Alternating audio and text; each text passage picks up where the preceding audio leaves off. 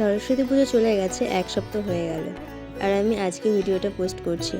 আসলে কাজের চাপে এডিট করাই হয়ে উঠছিল না। সরস্বতী পুজোর আগের দিন রাত্রেবেলাতেই আমি আলপনাটা করে রেখেছিলাম, কারণ পরের দিনই 8টার মধ্যে ব্রাহ্মণ চলে আসতো, তাই অত সকালে উঠে আলপনা দিয়ে সব কাজ রেডি করা হতো না, তাই আগের দিন করে রেখেছিলাম। তাই তোমরা বলো আলপনাটা কেমন হয়েছে। ছোট্টর মধ্যে করেছিলাম।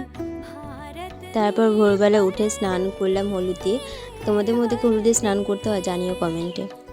স্নান টান করে রেডি হয়ে এসে পুজোর কাজে হাত লাগালাম।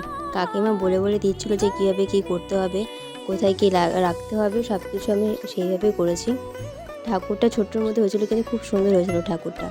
ঠাকুরের মালা পরানো, ঠাকুরের ঘর সাজানো সব কিছুই আমি করেছিলাম। কাকিমা দেখিয়ে দিয়েছিলো আর আমি সবাইও গুছিয়েছি।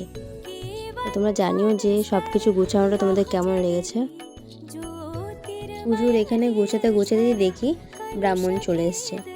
তারপরে যাই করে গুছালাম, আর তাতে করে গুছিয়ে টুছিয়ে রেডি হয়ে আসলাম।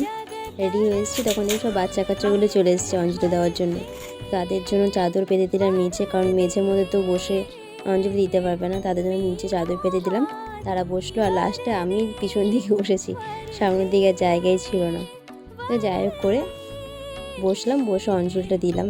এবার তো ভেবেছিলাম যে অঞ্জলিটা আমি দিতেই পারবো না, কারণ মা একটু অসুস্থ ছিল, কিন্তু ঠাকুরের কৃপায় মা একটু সুস্থ হওয়াতে অঞ্জলিটা দিতে পেরেছি।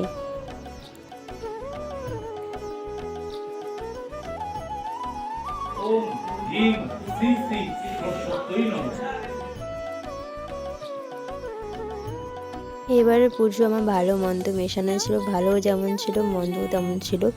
তো তোমাদের পুজোটা কেমন কাটলো অবশ্যই কমেন্ট করে জানিও। তো আজকের ভিডিও এই অবধি, তোমাদের সাথে দেখা হবে পরের ভিডিওতে।